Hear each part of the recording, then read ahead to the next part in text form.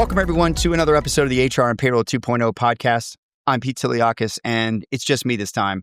I've got a special episode here. My good friend, Ciaran Strachan from the, I'm going to say this right, Institute of Payroll Management, formerly the Australian Workforce Compliance Council. It's a mouthful. You might remember Cairan from our podcast where we talked about the rise of the Chief Payroll Officer and some of the work that's being done, just the groundbreaking work, really, that's being done over in Australia to rethink of payroll in a new light, right? To create a profession for the payroll industry, but also to work closer with the universities to credentialize payroll on par with attorneys and accountants, bring degrees together that are specific for the payroll body of knowledge. That's also something that they're doing a lot of work on is building the payroll body of knowledge that hopefully will set the stage for what Australia is doing and maybe even translate to other countries and maybe even the globe. So Cairan was really kind to let me really record our private conversation. And I'm really proud and happy to share this work that he's doing. I think what he's doing is so much needed. It's very groundbreaking, and it could set the tone for the way we treat and credentialize payroll globally. And I hope that it does pave the way. So if you appreciate this, let me know. I'd love to see your thoughts on this. I'm trying to do a little bit more of these, maybe just provide you a fly on the wall opportunity to listen in on some of the conversations I have with the leaders around the industry. And Cairan is one of them that is doing just some really cool work that I love to stay close to, and I'm helping with myself. So yeah, if you like this, let me know. I'd love to hear your thoughts on it. And look, as always, as I mentioned, I think we talked about this on a previous episode. We're doing big things in 2026, and we thank you so much for being a part of it so far. We hope you stick and stay with us. And if you could take a moment to subscribe to the show if you don't already, to share it, to like an episode, to give us a rating, just anything that you can do to acknowledge engagement with the podcast, we would really appreciate it. Look for our social media posts if you want to comment there. We're always open to feedback. And yeah, we really appreciate you. I hope you appreciate this content. And shout out to Ciaran Strachan and the work he's doing over there at the IPM. They are really trailblazing a new path for payroll. And I just personally think very highly of it. So enjoy this one. And we will be back soon with more episodes with Julie and I. Cairan, good to see you, my friend. Thank you so much for joining us. I really appreciate you giving me the opportunity to record this update. So thank you for that, man. I want to create a little bit of a fly on the wall opportunity for our guests and to shine a light on what you're doing over at the AWCC. So maybe get started by just introducing yourself quickly. Maybe some folks have listened to the Blast podcast. I'll pop it in there, the link for those that haven't. But yeah, tell us about what you do and what's going on over there at the AWCC. Yeah, sure. Thank you, Pete, for having me, and hello, everyone. For those that haven't, I recommend you perhaps look at our last podcast that Pete just referred to. That will give you our background. The short of it is, due to a lot of research where we were looking at various different solutions for wage theft, what I identified several years ago, and we're embarking on a permanent journey now going forward, is really bridging a skilling and education gap for payroll. So we're even going through a name change right now. It's official. We'll be coming out of the gate with a new website, member value proposition. Everything will be known as IPM, the Institute of Payroll Management. And the reason why I'm on Pete's show is I reached out to Pete recently after listening to his payroll confidence survey results and discussions he had with, say, the CEO of CIPP, Jason Davenport, and so on. I'm actually writing a paper right now with government that will be released. It will be our foundational paper, and that paper is called Creating Australia's Payroll Profession. It has research in there and recommendations that will have an international impact. And I'm referencing similar issues in the US and UK, and I've kind of stopped there because I think these are worldwide issues that we've got to address. Yeah. So the new brand, IPM, you'll go from the Australian Workforce Compliance Council now to the Institute of Payroll Management. Yeah, and our new Institute of Payroll Management. Okay. Exactly. And our new purpose is also our motto, which is building, skilling, and educating the payroll profession. Yeah. So you guys, obviously, again, I know we went through a lot of this in the original podcast, but what I wanted to do today was really just get an update on where the AWCC is, the IPM. Congratulations on that new branding. I'll have to get that through my head. But like, what's the mission at the IPM? What's the progress you guys have made? Because you had some lofty goals, right? We were talking about a lot of things. And why is this so necessary now? I mean, I understand the complexities of Australian payroll, right? You guys have some seriously serious strict laws when it comes to errors and things like that are not like others. You've taken a very progressive attitude towards education and credentialing. But talk to me a little bit about what the IPM is really trying to do. Yeah, certainly. So, in fact, it's broken up into those three areas. And a lot of what you've just mentioned briefly, I hear a lot and have heard a lot for several years. Payroll's complex. There's a lot to it. We have a lot of laws. That's great. But then I hear things also such as from what I call intermediary professions, such as HR, lawyers and accountants, and concerning things from particularly those working in the payrolls, what I call the C-suite in a payroll capacity, stating that some of those other ones are problems. We don't have access to degrees. And what I started with during my original analysis about 4 years ago, which then concluded, wow, we aren't a profession, and I'll discuss what that means in a moment, is that's all generated by this particular issue that we aren't a profession and what that means. And I started Googling what is a profession, and it just went from there, is the short of it. So, and you've made some progress there. We have. So identified exactly in every country, including, and I've got the information up here for the US, for your US viewers, what a profession is in two categories. One is the skilling and education requirements in pretty much every country.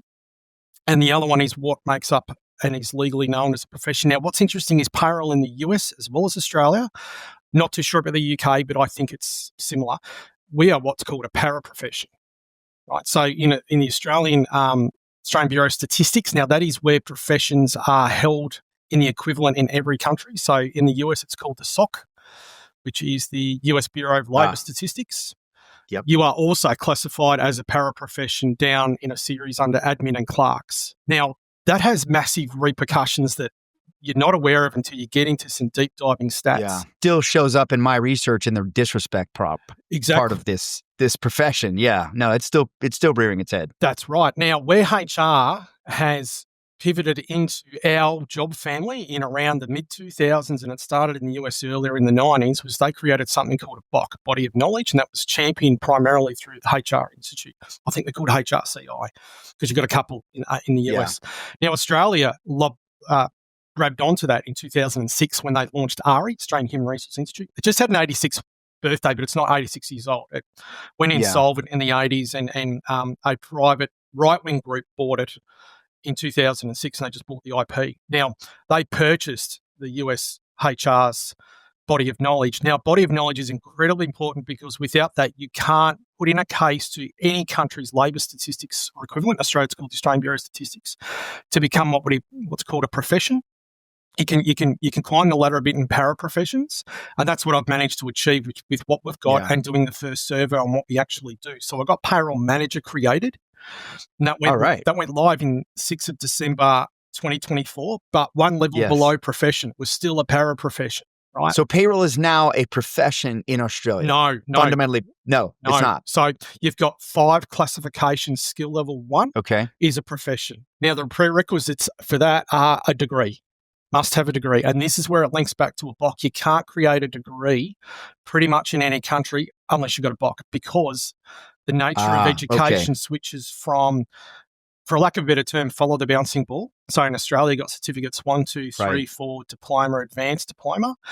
And that's all about different levels of on-the-job skilling, but you're all paraprofessionals, right? Which means you technically, if you Google paraprofessional, you must be supervised by a professional.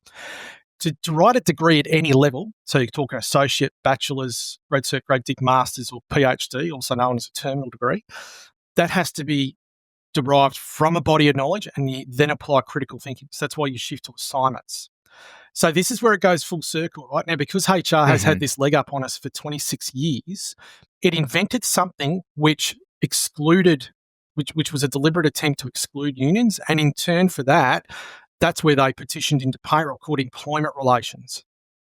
And you would have heard of this term. I had to study it in strategic HR. I had to study it in IR. Yes. So you would have heard of ER. Now, ER is a right-winger narrative to undermine the unions. And because of that, and you've got to remember too, is that right-wing is all about deregulation. That means it's always had a target on payroll. Now, it doesn't, this is the other aspect that we've got to remember, doesn't matter what you vote for or what your personal views are. You have to understand the lay of the land when you get into who's in the C-suite, why they credentials, and so on. Now, HR manager is separate in, so that's the OSCA, that's the skilling database in Australia. It is, I've just looked it up, in the SOC for the US, it is a separate line under management. Now, I managed to get payroll manager created in the ABS through the research survey, and that we did have a diploma. Diploma is skill level 2, so that's one below. It's about as high as you can go as a paraprofessional. In the UK, after you chat with Jason Davenport, and I think the CIPP is probably the gold standard currently in the world. Yeah, they're very mature compared to a lot of the national organizations in terms of what I think they've been able to do with the government, right, and get that education credentialed. They are, and they're a properly structured non-for-profit, which you've got to be because it means you work on the professional full time and you're not conflicted, right? So you're not worried about what your competitors think because you don't really have any. However, I looked at their quals, and I'd love to chat to Jason in a year or two, but I suspect they've hit the same problem. So yes, they have a foundational degree, but it's a general business degree. Yes, they have a master's degree, but it's generic. Whereas in HR, you've got bachelor's and master's degrees just in HR, right? Right. I have a bachelor's degree in HR. There you go. Right. So now that's able to be done because of the BOC. So that's one of the deliverables we're looking at next. I've already mapped the domains. We've got stakeholders. We've got 4 universities on that panel. That's great. We're working with the federal government right now, and this paper is going to the federal government because the vocational education sector, which is the non-uni sector that non-university sector that usually does those certs 1, 2, 3 and diplomas, can also do degrees. And I was just told last week that our submission, so we did another one that no one's seen in January, to say we want a review of a diploma and we want that upgraded to an associate degree, and we've mapped it out. Now, we got the funding allocation, not us directly, but the federal government did, to pay for a person full-time to review that diploma and update it. And this foundational paper I'm putting together right now, which has these international recommendations as well, centres around the BOC and then capabilities and what we call knowledge domains. So we have entry-level, intermediate and advanced. And they're the 2 certifications I'm drafting right now with our primary contractor. One's a new entry-level one. There is no entry-level qualification for payroll in Australia right now. And the current diplomas, the information that we've had back from the providers that have said it's too hard. So we have an industry panel and a key couple of payroll managers on there that I've spoken to individually, and they've said, let's go down the route of a micro-credential stack. So you get someone new, you onboard them early, we'll punch out those micro-credentials, and then they get an entry-level certification, and then we'll use an intermediate one while we're working in the background with this. It's going to be called, or I'm proposing it be called an associate degree in payroll. Yeah. Interesting. Yeah. I think there's a tremendous value in people having a depth in that compliance, obviously, right? And compliance and governance and all the things that come with managing payroll operations. What I hope is that we're pairing strategic thinking and analytic thinking and data science and the things that are going to create business leaders for the future. Because I think that's really what I'm trying to communicate with my research is, hey, look, payroll leaders and HR leaders are business leaders, and you're not treating them that way. And by the way, they have this tremendous responsibility and data set and expertise that if you leaned into, you could get real strategic value from. So I hope that those degrees are going to consider that and not entirely functionalize their work and draw out that big 4 consulting sort of skill set that payroll is going to need to have in the future. Yeah, and that's the good thing about a BOC. So think of a BOC as a mechanism or a conduit or a filter. And that's where it really thrives, and that's where it's really important to anchor a BOC behind an industry. And one of the BOCs, I know I've mentioned this to you because I've looked at a few different ones. How would we structure it? What's a good starting point? Is the PMI, Project Management Institute. Yes, I was going to say that's the one I'm most familiar with. Is the Project Management Body of Knowledge. Yeah, that's right. Yeah. So you contribute to various things. So I want to give an example. We're actually going to have 2 strategies for rolling out certification, and that's because the research has indicated we really have 2 camps of payroll in Australia. I don't know what this would be internationally, but we actually have one camp that sits heavy on the tax side, and that's for small business. So small business in Australia employs about 43% of all employees. Yeah. Big business, and this is where we use the BOC. So really the current diploma level education we have available for payroll is adequate for small business.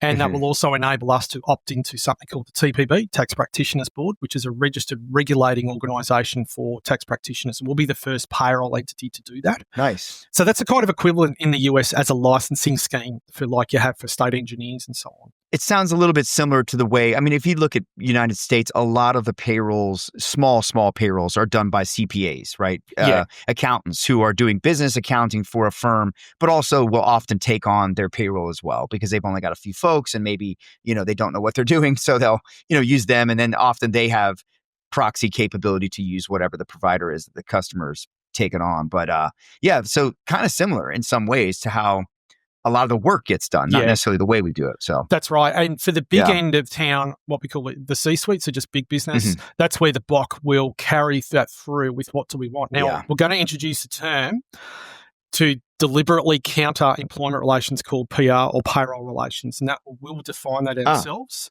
We'll take back payroll from ER and say it is end-to-end life cycle management of payroll, including all forms of contractual agreements. Now, in Australia, they're primarily called enterprise agreements.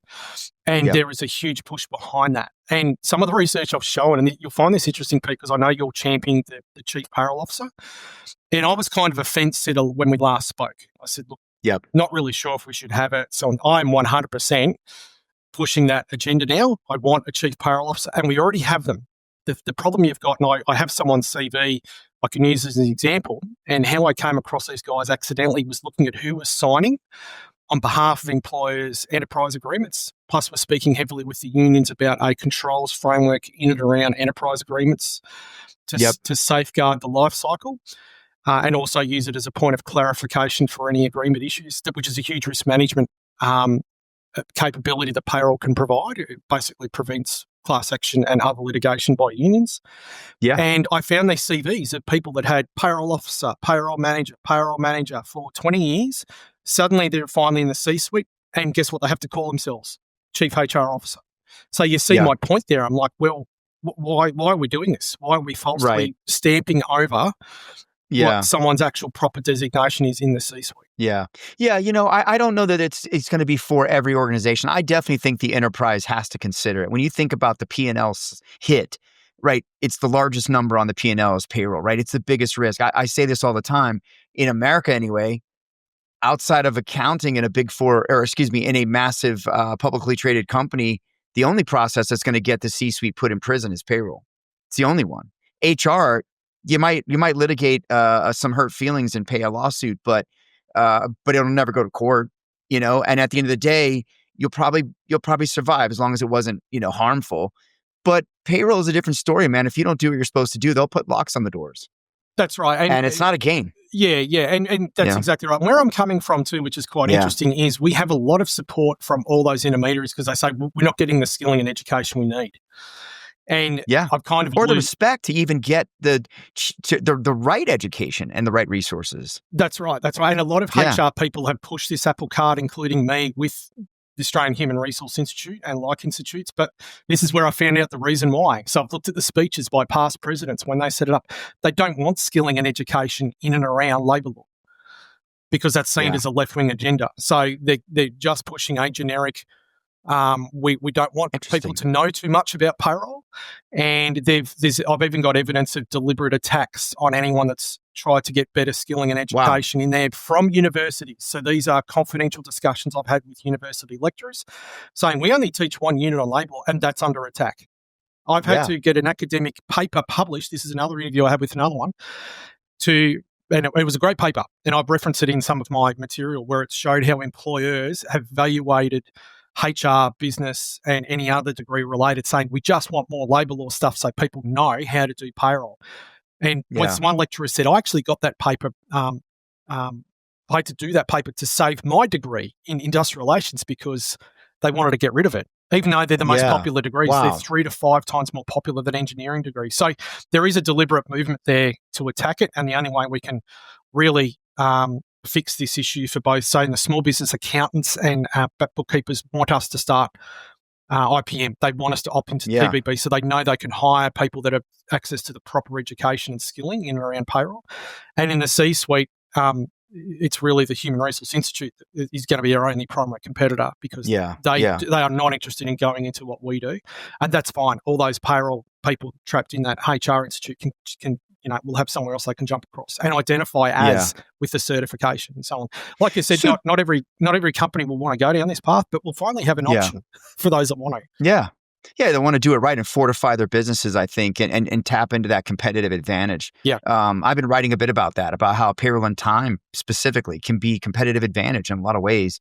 So just to play devil's advocate a little bit, right? There's already multiple entities in Australia providing education. Some are owned by vendors, right? I think TAPS is owned by Dayforce, if I'm not mistaken. There's, there's the APA, and I think there's at least one or two more. Why do we need another one? I mean, obviously, I think you're taking on a much more, industry protecting and structural change to the way things are done. But do we need another payroll education entity? And what happens to those others? Do they get on board and maybe follow with you and support you, or how does that work? So there's no kind of easy way to dance around this. There is there is no payroll association in Australia, period.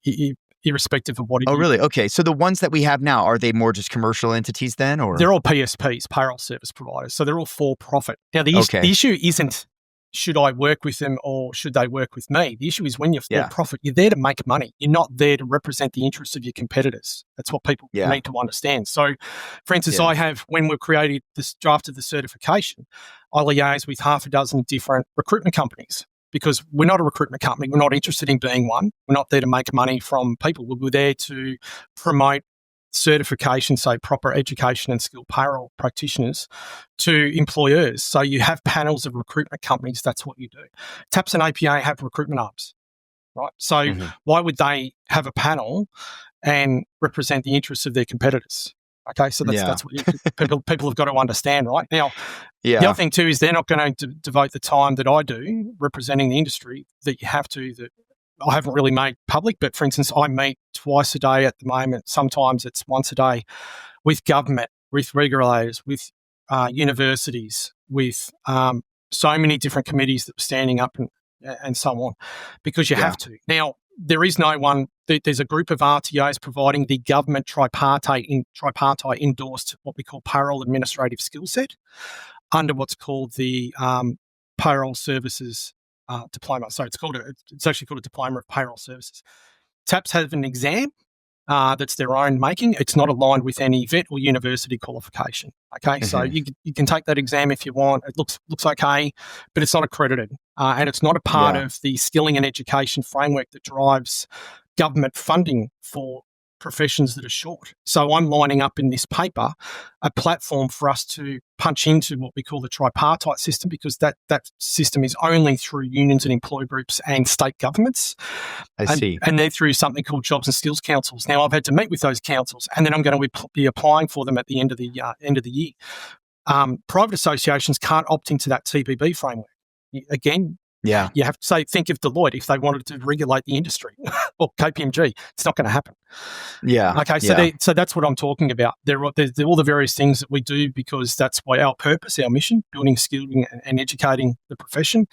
Theirs is to make money. That's it, period. So I don't begrudge or have any issues. I've spoken to Tracy Hingham. She's lovely. She's done a lot for the profession over the years. Same with Jason Lowe. But I can't make them do things that are not in their interest. That's the short of it. Understood. I can't really, you got to remember too, if I start creating industry committees, I can't really invite exclusive PSPs in over other ones. Okay. I have to represent everyone in an unbiased way. So, do you have any support from the government? Do you have, say, what we would call a congressman or a senator or someone in your government of any level that's championing you and helping you out at all? So do you need that? We have power bases is probably how I would best describe it.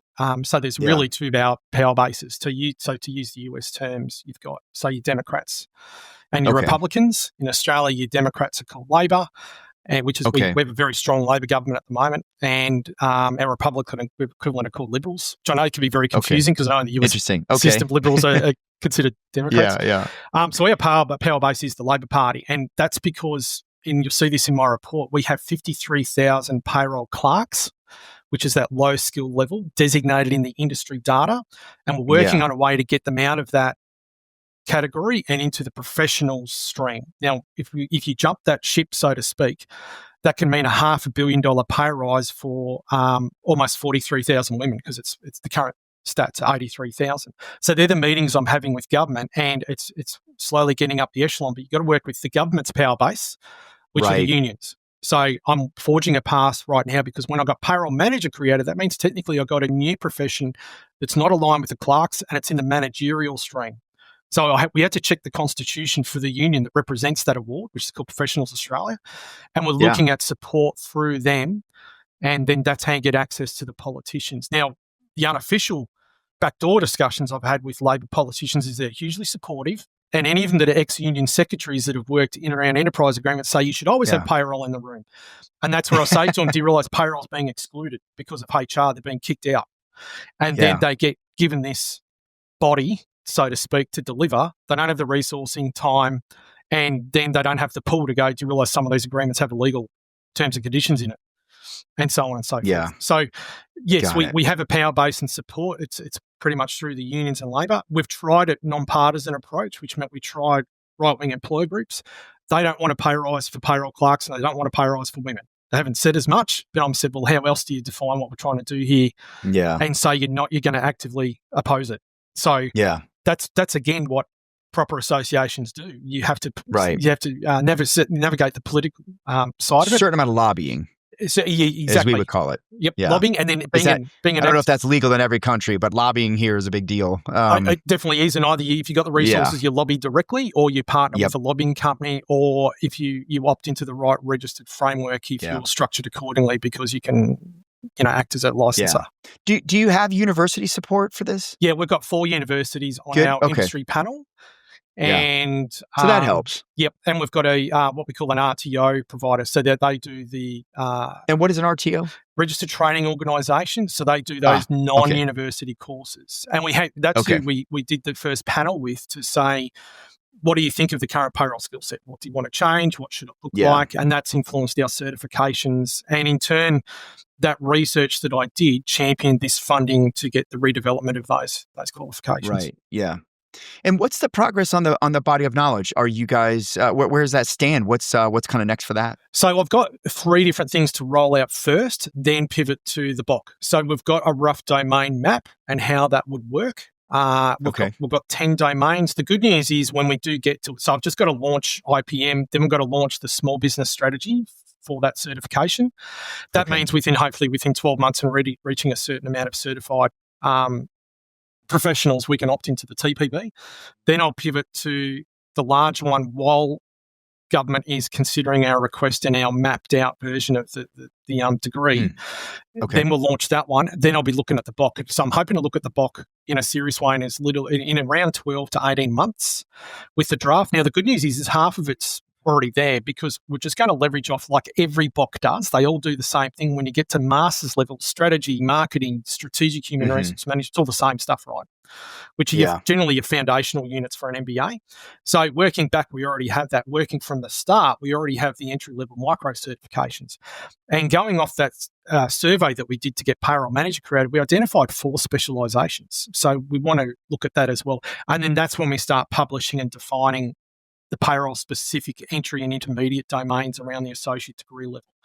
And that's when I get the first cut of that up and running, even just 50% of it might be there with what we want to put together.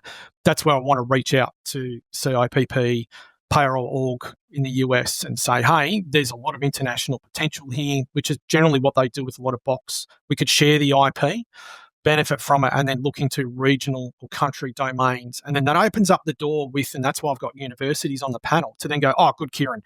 And we're already having discussions about using this payroll administrative skill set, which has 5 specific payroll units, and we're building on that. And really, because it's a high enough level in the RTO sector, we can have critical thinking assignments, so that pivots it nicely to a foundational degree or an associate degree. Then the universities go, great, now you've got what we can do to start coming to you and accrediting degrees from our sector, because that's what good professional associations do. You generally don't try to run your own degrees.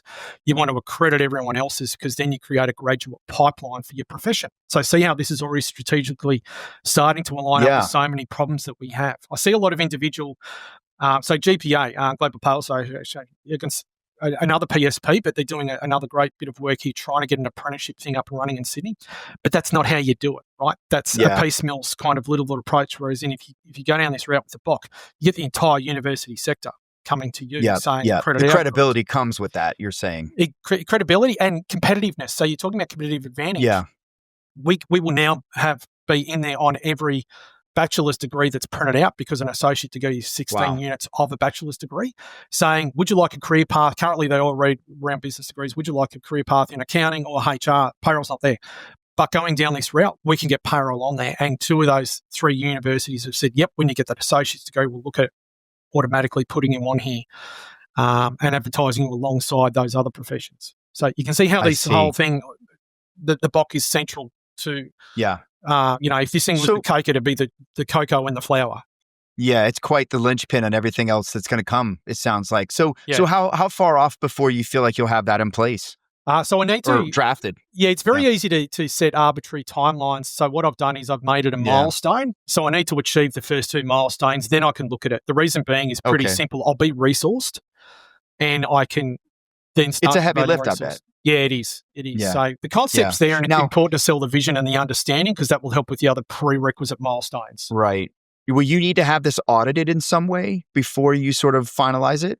Well, that's where the industry panels will come in and committees. Okay. Yeah. So it's kind of, think of it as self-accreditation. So we have to satisfy the requirements, for instance, for how the assessment framework would work, but we would have a panel of universities and RTOs, registered training organisations. So because they're the ones that are actually regulated by education regulators, and both have 2 RTOs have a regulator in Australia called ASQA, and the universities have one called TSCA. So then we say, okay, well, does this meet your regulatory obligation standards? And I've already started that conversation 18 months ago. That's how I found out about a BOC. They said, Ciaran, we can't do a degree for payroll because there's no BOC. And you're also not a profession. Right. Does another one exist anywhere in the world? I don't know that it does. I can't find one, and that's why I don't think so. Yeah, and that's why I thought I'd check where your labour statistics where you sit, and if you're not a profession in that country, chances are you don't have a BOC. And that's why I know there's not one. And look, if there's not one in the US, there's probably not going to be one. Is my opinion. So if you're successful, which I assume you will be, right? And I hope you are in everything that you're doing. I applaud what you're doing. I think it's very bold and very necessary, and I love it. Do you think it's possible other countries will take, once this is up and running, maybe it's successful, it's showing progress. Do you think it's possible other countries could take this and begin to repeat it? Or do you expect that will happen? And could we get to a global standard of some sort? Oh, totally. Totally. If HR can do it, we can do it. There's no doubt about it. So when you talk about, just with the 10 domains. Oh, no, man. The US, boy, we'll screw it up. We'll find a way. We're so capitalistic, right? I mean, there's, I wonder, right? If I don't know, there's a lot of hurdles I think that would have to happen. But I think this could be the way of like sort of setting a standard that others could start to emulate, that could become a global standard. Yeah, most definitely. And that's why BOC, when I looked at the BOC objectively, I went, hang on, every one of these domains is either already universal, so international, at least half of them are. And even the rest, you can have universal principles before you, like a universal understanding of what is payroll relations before you even drill into any country-specific stuff. In the US, yes, I see what you're saying with the US, it's a beast. But one thing the US does very well is if you can make money out of it, it'll exactly go pretty well, That's what worries me. Too many people trying to make money off of it. But well, this is amazing. I mean, so what's next? What's next for you guys for the IPM and the rest of 2025 and on into 26? So I want to launch IPM next month. That's a pretty big call, but I'm working very hard right as a brand. You mean? Yeah, and members can join. And hopefully by then too, we'll have this paper available. So I'll flick you a copy. I mean, you're on the industry panel. You're an international rep, so you'll get the advanced copy. And then I'll probably have a quick webinar so everyone can get across the broad stroke. Yeah. But as I said, it's called Creating the Payroll Profession in Australia. So it outlines a lot of what we've discussed. Why we need a BOC. What are the current problems? What are the gaps? What are the drivers? Why payroll's getting a hard time in the C-suite, and it's because of employment relations and so on. And then we launch the website. I've just got to get some contracts in place with some of our providers, like the CPE certification provider. Then we move on to, and I'll be creating more subcommittees. So I've already had a chat to 3 different recruitment companies for a subcommittee around recruitment industry. They're really key to telling us what employers want, including things like a criminal history background check, because there's a lot of criminals working in payroll. Yeah. So then it'll be certifications will get launched, and those 2 initial certifications and 1 specialist certification are aimed at hitting our first demographic, which is the tax practitioners board. So that'll be my focus then, probably for the next 12 months. And in the background, that's when I'll probably start work on both the BOC and the bigger end certification. But that bigger end, we have to design that framework and how it's going to work with industry panels as well as the unions. The reason being is the unions are in those enterprise agreements, and they can say, we want a payroll manager in here, right? You guys don't get to skip out. And then that's where we can create a standard, and we're going to design that standard with the union. So that's kind of the way forward. And again, are your unions woven into your government in a way to employment in that way, or is it more a choice? No, they're woven in. It's mandatory. Yeah. So we have a lot of capability and knowledge gaps we need to fix for payroll. A lot of payroll people at the top end still don't understand the way industrial relations actually work and the difference between it and, say, employment relations. So we are a far more heavier left democracy as opposed to the US. So, for instance, I'll give you an example.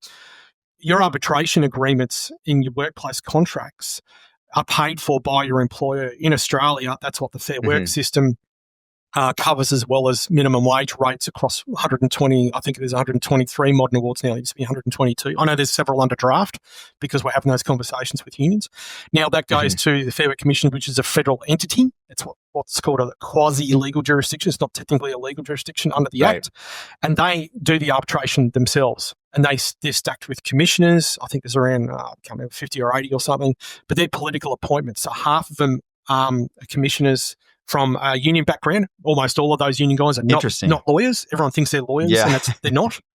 They're union folks, They're union folks. The other half are appointed from employer groups, so they're also political appointments. So that's the whole point. Now, you wouldn't have a neutral kind of government-funded arbitration system if you're a bit more right-aligned. I'm very familiar with this. I talk about this on a podcast that should be coming out soon if it hasn't already, where I talked about my time in Hollywood in payroll. And one of the key things that I did was made good friends with the heads of unions, because the last thing they wanted to do was come in on a Monday and see that there was an error on some members' paychecks or something. So I had a great relationship such that they would come to me and not go to the media or whatever it might be. And we could solve those things together privately and kind of collaboratively versus, it being sort of an us against them. I think there's a value in that, right? In payroll and even HR having this relationship with those guys. I think there is in payroll, and you just gave a great summary of what payroll relationships is. ER, if a HR person has studied ER, your whole job is to block the unions out. And it is a mental deprogramming hurdle they have to try. It's a battle. It's a battle.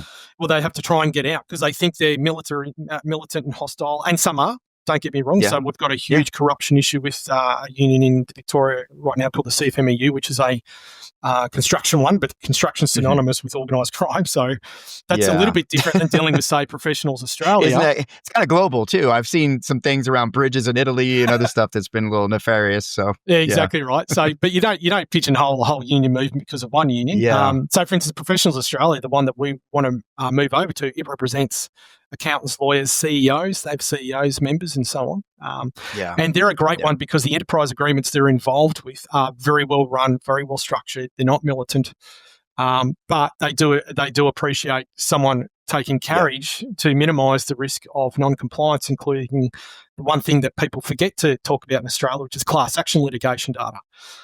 Everyone talks about Fair Work Ombudsman data, which is important, but class action litigation data is a far better window into assessing your payroll risk in large enterprise.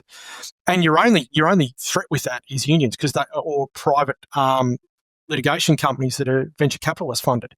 But once you look at all that data in a separate subset, suddenly you've only got 5 risks to manage, and you know what they are. Right, and then there's your value proposition from a dollar point of view as to why you should be there and own carriage over the life cycle of the agreement, right? But they're all the capabilities people need to develop and filter through the BOC with frameworks and tests and data to show this is effective and this is why this person's empowered and this is how they're educated and so on. Do you think that all of this structure and maturity around, the way you're going to educate and structure and sort of formalize the education, do you think it'll be any sort of a draw or a benefit to bringing in more talent into the space? Because right now we've always had this problem, right? You know the challenge, right? We don't have enough talent. We're losing people. It's never been a destination. It's always been a landing spot. Like, how do we change all that? But do you think this is a step in maybe getting people more geared towards this because there is a degree and there is a body of knowledge and a career path maybe? Categorically, definitely. And a great Yeah. example is to look at, I don't know if you studied this in your MBA, Pete, because I heard you've done one too. Yes. A great example of creating a profession is the project management profession. So Yeah. there's several articles. It was born in the 1990s out of engineering, Mhm. funny enough. They said it should be its own thing. Let's create a Yeah. BOC. Manufacturing. Exactly. Let's create a BOC and certification around project management. And as a result, failed projects decreased from 25% reduced to about 9%. And this is a worldwide Wow. report. So the point being is that's a great way of measuring the impact of moving up to a profession. So what I've talked about is more of the micro aspects that define a profession. So to answer your question categorically, yes, and it's been done before. Yeah. But I bet no one to date has realised we weren't a profession, have they? So Yeah. unless No. you establish that, how do you know to move One of the forward? things that you'll see in my research in the Payroll Profession Confidence Index, I don't know if I talked about this on my review in the episode, but if you look at the back in the demographics, one of the key notable things is there's a bottleneck for growth, right? There's not a lot of growth into that executive level because we actually ask it in a way of saying what is best describes your level, and we sort of offer it as executive management, right? Middle management, frontline management, whatever. And I think it was like in the teens of folks that consider themselves executives. And that's a problem because there's this big bottleneck in that middle management area. And there's no opportunity, to your point, to go to that higher level. And yet we have some folks are rising, some folks are getting that opportunity, but I think their organizations are very forward in thinking and in progressing them. But I think that bottleneck is part of why people don't end up in payroll, is because they just don't see a path. Yeah, I think too from entry level. So first of all, there is everyone will have heard of this term, war on talent. Well, that war on talent starts at the university. So you want to attract people into degrees. Now, when I spoke about the concept of certifications and degree alignment with universities, they leapt at that and went, great, because in the Australian sector, universities are for profit. They moved to a for profit model in the 90s, and it's propelled. And you just have so many, and that's why our population has a statistical boom in academia now. So in 1989, 15% of Australians had a degree. As of the last census, which was in 2021, I think 50% have a degree now. So to answer your question, yes, most definitely, but it starts to put us on the radar and create something called a graduate pipeline, and that's what all major professions have. Yeah, that's great. That's great. Wow, man, this is awesome. I love it for you and the IPM, man. I hope you'll keep coming back and giving us updates. One more thing I wanted to talk about before we go. You looked over the Payroll Profession Confidence Index. I know you guys have some research too. You mentioned to me there was you see some similarities in some things. What were some of those things, and what are your thoughts on it? So you mentioned a couple of things that you were thinking of starting a page on all of the adverse comments that HR causes payroll. Yes. So remember some of the things I've mentioned previously, that's all the things that I've heard the past 5-6 years. HR's a problem. HR causes a lot of non-compliance issues. They exclusively kick us out. They're abusive in a lot they They're abusive. I wrote that in my report. They're one of the most they're payroll's closest partner by rating. Payroll rated it, and their closest partner. Yet they're the very partner who actually excludes them to a detriment. That's right. When they're charged with inclusion. Yeah, and I think that's pure threat, and I've seen it before when I was consulting. I think it is. And they would stuff it up, and then the payroll feedback we had was with them. We get it due to the fallout of them not knowing what they're doing, right? So, but it's really it's the world's best marketing term. Right, that's what they've been doing the past 20 years. Use us, but subvertly or covertly, they've been specifically designed around employment relations to exclude unions, and that's where you see all this. There's no other way to put it, but I'm really not a big fan of things when HR comes in and says, "Well, we need to design a remuneration agreement. We need to create a value proposition. We need to design how we contribute towards the competitive advantage of the organisation." No, you don't. That's not your job. Yeah, right. Your job is to recruit, onboard, do some conflict management and some adverse action if you need to dismiss someone, which you've got a whole process in Australia because of the arbitration system. So, and then they say, no, we're also responsible for payroll, but they end up outsourcing. And the recruitment industry really, it's even funny because they say to me, we don't know why HR exists in a lot of enterprises because they outsource the recruitment of us, but they're there for recruitment. So we're going to be very aggressive and forward and say, we're taking back payroll. It's ours now. It's not yours. And creating a framework around it, skilling, education, and we will be advocating for a chief payroll officer, and we'll be doing it through the union movement. So we will be we were actively promoting through the union movement, grab us, because we'll also regulate. This is the last thing too, and this is a big piece of the paper. HR in Australia does not regulate itself at all. So there was a very famous case called the Mantle Group case, where the HR manager was brought before the Fair Work Commission, who clearly falsified an enterprise agreement and was caught out, and they referred his false statements to the Australian Federal Police for action. Now, I contacted the Australian HR Institute and said, what are you doing about this guy? Right? Are you going to make any announcement, the whole lot? And I used backdoor channels.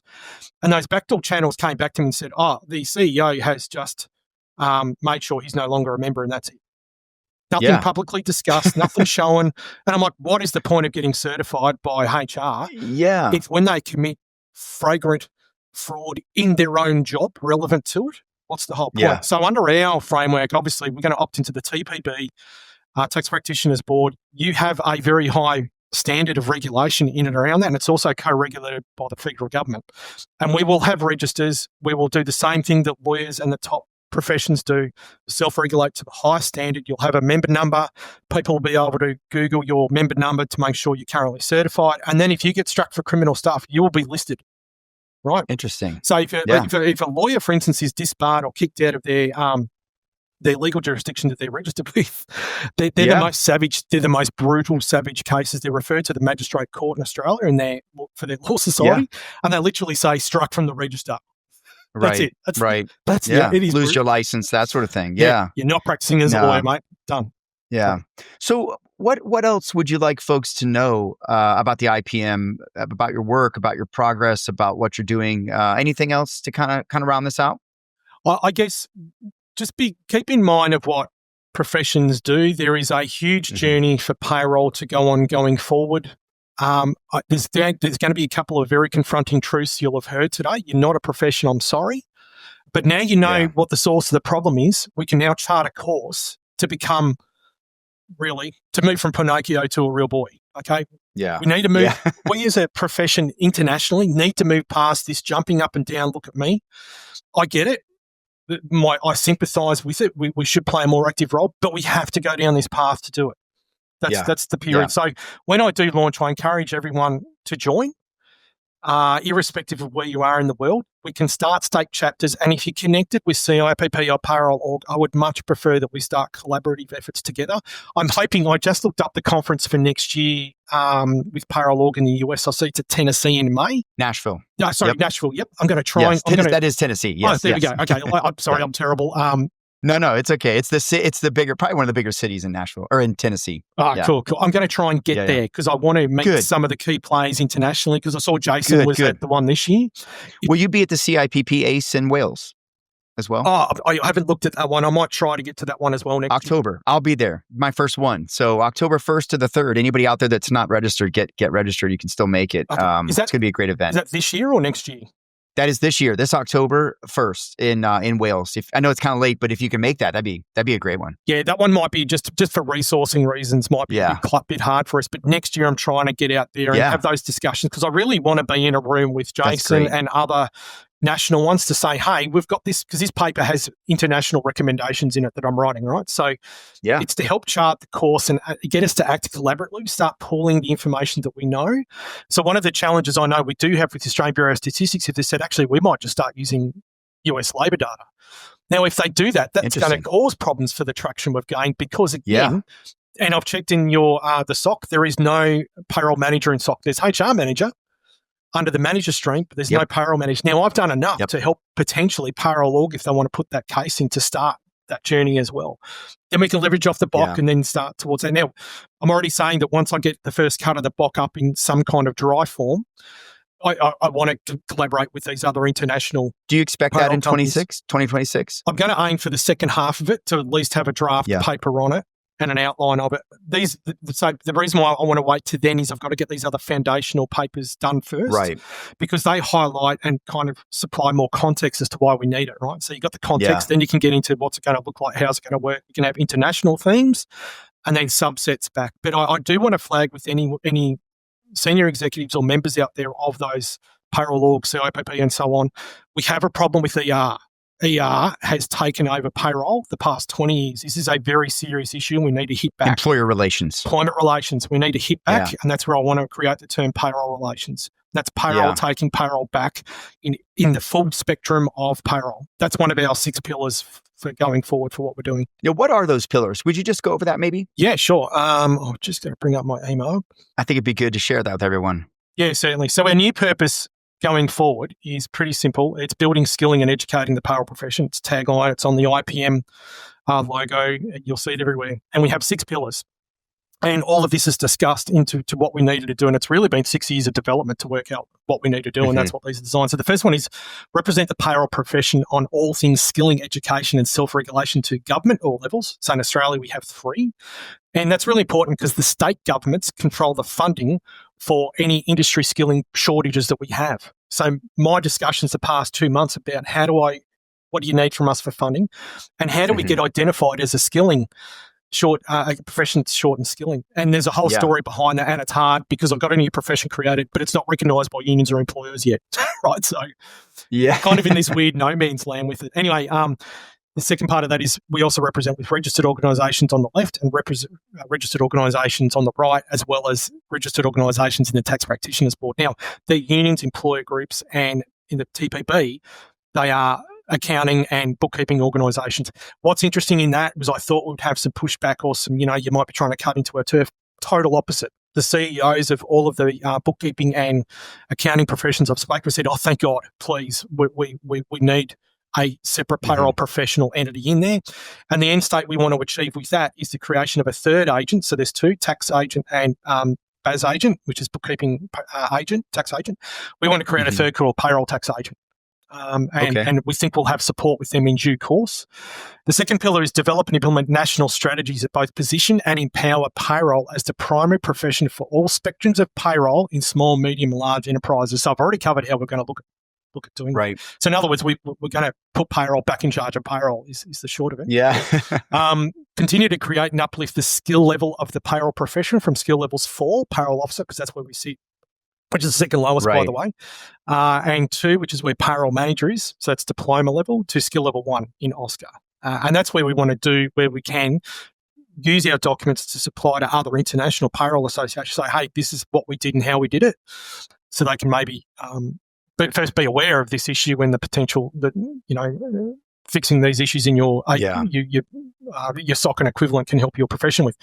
The fourth pillar is develop and continuously improve the world's first payroll body of knowledge, the paybook, which supports the establishment of a national and, where possible, international payroll profession. The fifth pillar is develop and continuously improve certification and related education, including degrees in payroll and continuous professional education, or CPE, supported by the paybook. And it's really important to connect it all together, so we don't go down rabbit warrens and so on and so forth, or erroneous perceptions due to a handful of individuals. We really need a cross-section. And a great example of that is the PMI's, what are they called again? So they release a book every couple of years and they're up to a different version, which is where there's been major shifts in methodology for the project management body of knowledge. Our 7th edition, they just call it an edition. So they've released the 8th edition and so on. 5th is develop and continuously improve. I've already read that. Sorry. The last one is collaborate with the union movement in the development and implementation of the aforementioned pillars and the introduction of payroll relations. So this is really important because the payroll relations part. Yep, the right-wing employer groups want to keep us down in the mud, want us diluted and not recognised as a feminised profession, which we should be. You only need 65% or higher to be recognised as a feminised industry. We're trapped and muddied with the general clerks in Australia, which keeps us at 57%. But if we can get pulled out on our own, which we're leading into is a possibility because we've got payroll manager created, so that expands the current low-level classification to 53,000 that we have, which is currently sitting at 83% women. We can start that journey now with government. And again, that's another full-time thing that we've got to do through all the states and territories as well as, and they all then filter into federal. So there are our 6 pillars, and that's what we're basically doing. I love it. It's a lot. It's a lofty goal, man, but you're making progress. I wouldn't say slowly. I think you've made a lot of progress very quickly, and I'm sure there's still a lot left to go. But how can folks help? How can people get involved? What can they do now ahead of, everything being launched and kind of public? Sure. So I can share, there was a post I did with, and I'm just focusing on results. I'm not going to get in too much with opinions. I'm just going to get in there, do the work, start getting, to use a great Australian term, runs on the board. 2 major runs on the board that we had, and they're on LinkedIn. One was, and I consolidating one post last month. We had payroll removed from HR manager in the Australian Bureau of Statistics. So I can share that. You told me about that. Yeah. And that was because in December last year, we got payroll manager created. So I used that to go back to the ABS, Australian Bureau of Statistics, and say, how can HR manage payroll when we've got a payroll manager? Right. And they said, okay, we agree. Let's remove it. And I love it. It was struck last month.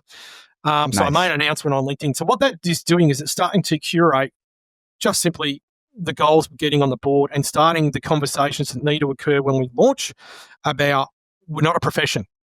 This is what we need to do to create one. This is how we get payroll back and be back in charge of it. So once we do launch, and I'm looking at next month, please consider joining. We're going to have sponsorship and support.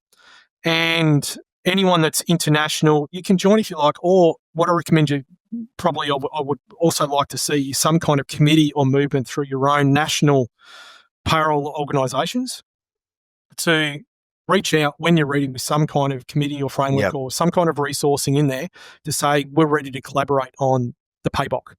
I do want that to be joint owned. I don't want it to be locked down with any one specific money-making IP. I think the only way to go to fix this is internationally. As I've already kind of alluded to earlier in the interview, we're connected internationally more than we know through labour data. So if one country starts doing it, we want to start moving, creating waves in the pond for all of the countries because we can do that. Whereas, and as I've said, our labour statistics, they're looking at just copying the US, which might set us back if they go down that. Yeah, that doesn't make sense. That's it's like trying to go do payroll using the US as your template. It's not going to work everywhere, right? Yeah. Well, look, Ciaran, this is really amazing, man. I love it, and I'm proud of you, and I'm congratulations on all the progress. Look, anything that I can do to help, I'm here to do it. If you'll send me all of the links, I will make sure that they're in the description so that we share them with folks and they can get engaged. I know you're on LinkedIn, but if you can give me the links to your organization, I will make sure we share that. And please come back, man. Keep us updated. Let us know what's going on. Let us know what we can do to help. Yeah, because I think we need more voices, right? Trying to echo this stuff. Will do. Thank you. And Pete, for those that don't know, Pete is on our industry and skilling panel. He's our international rep. So thank you for your time and contribution, Pete. Pete will be getting an advanced copy of this paper before it goes live. So if you want to discuss it, look at it, give any feedback, and when I say go live, that's before it's formally submitted to government. We will publish a copy for everyone to review, and then when IPM's website's finished, we'll launch and open up, and perhaps we could have another discussion then, Pete, if you're open to it. And Absolutely, go from there. Man. We need to have a regular check-in. Instead of once a year, you need to come back more often. Let us know what your progress is. Let us know how we can help. I'm sure, I know there's going to be stumbles along the way and learnings, but all of this is for the greater good. And I'm hoping, look, I said this on this podcast with Jason Davenport, right? On the Source podcast I did with him around, is it time for a global standard? Is it time for a global consortium, a global agency or organization, I mean? And so maybe that'll happen. Maybe this could be part of the groundwork for that. Maybe we're going to make that progress at some point. I think we need it. I think it's time, right? And maybe we need a global payroll certification, right, from some governing body. And if there's a payroll book of knowledge for the globe, right? Yep, that could be it. We need something. Yeah, the Safety Institute did something similar, so we could discuss that with them at some other time. Yeah. They've got, say, global themes that meet definitions of standards, and then you can see what they've done and say, we're not going to tell you exactly how to certify, but here's all the current themes, reference to a block, so on and so forth. And then that got rolled out to about half a dozen countries: US, Canada, Australia, Singapore, Germany were all signed signatories of that. We could do something similar for sure. I love it. Ciaran, keep doing what you're doing, man. Thank you so much for sharing. And anything we can do, you just let us know. And appreciate everyone.